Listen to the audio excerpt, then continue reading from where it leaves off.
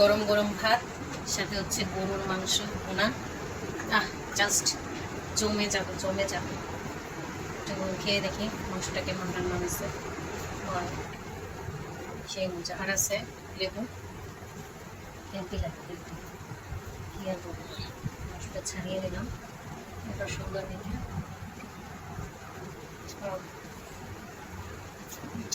অনেক মজা, খুবই টেস্টি। লেবু নিয়ে নিন, আরো ভালো লাগে।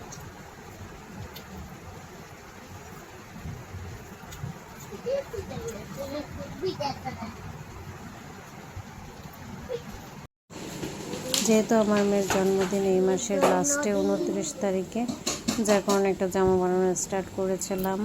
তো এই যে নিয়ে আসছি, নিচে ফলস কাপড় দিয়ে হচ্ছে বানাবো। একবার একটা বানাইছি গাউন জামা, তো ওটা আমার হাজব্যান্ডের বিশেষ একটা পছন্দ হয় না, তাই ভাবলাম যে একটা স্কার্ট বানাই দিই। আর এইদিকে দেখো সেলাই করতে বসলে কি কাণ্ড,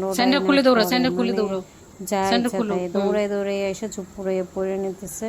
তো কইলাম যে তুমি স্যান্ডেলটা খুললে তারপর খেলা করো। দেখা গেল একদিনকার দৌড়াইতে দৌড়াইতে স্যান্ডেল পরে একদম বাইরে চলে গেছে, মানে কোনো উস থাকে না, কিছু থাকে না, চটপটা এখানে ওখানে পরে। ওই জন্য চিন্তা করলাম। আর এই যে কাপড়গুলো রেখে আসলাম ঘরের ভিতরে ওয়ার্ড্রোবের উপরে। আর সেদিন গেছিলাম বাইরে, বাইরে যাইয়ে এই যে তালগুলো দেখতে পেলাম। এগুলো কী তাল অবশ্যই কিন্তু কমেন্ট করে জানাইও। আমাদের কিন্তু এখানে মানে পানি তালি বলে। আর দেখো এদিকে কী অবস্থা করছে, তোমাদের সাথে ছোট্ট একটা ক্লিপ আমার মেয়ের দুষ্টামি শেয়ার করলাম। এরকম দুষ্টু করতেই থাকে সব সময়। পান্ডারে প্যান্ট পরে দিছে, মানে ওরই একটা প্যান্ট, সেটা পান্ডারে পরে দিছে যে, মানে এখনও পান্ডারে নিয়ে ঘুমাবে। তো ও প্যান্ট পরছে, ও হচ্ছে ওকে প্যান্টটা পরে নিয়ে ওর পাশে ঘুমাবে। আর বালিশে ওর আমি যতবারই কাবার পরে দেয় না কেন, ও কাবার খুলে ফেলে। আর হচ্ছে ও বালিশে একদমই কাবার রাখতে দেয় না, যার কারণে বালিশটার অবস্থা। যাই হোক, তোমরা মনে করো না, জাস্ট ইগনোর করে দিই। ওকে, কয়টা বেদানা খাইতে দিচ্ছি, বেদানা খাইতে দিচ্ছি, বাকিটা তো ইতিহাস হয়ে গেছে রে বলি। দেখো দেখো এরকম খায় একটা জিনিস খাইতে। আমি এখন বসবো সেলাইতে মেশিনে, একটা জামা আছে।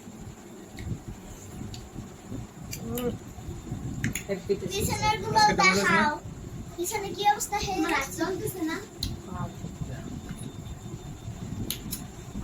যেরকম চাল খেতে পারি সেরকম টক হতে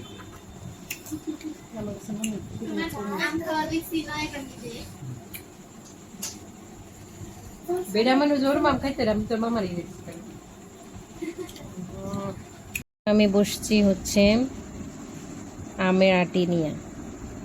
এইটাতে এমন খাবো, সব খাওয়া শেষ।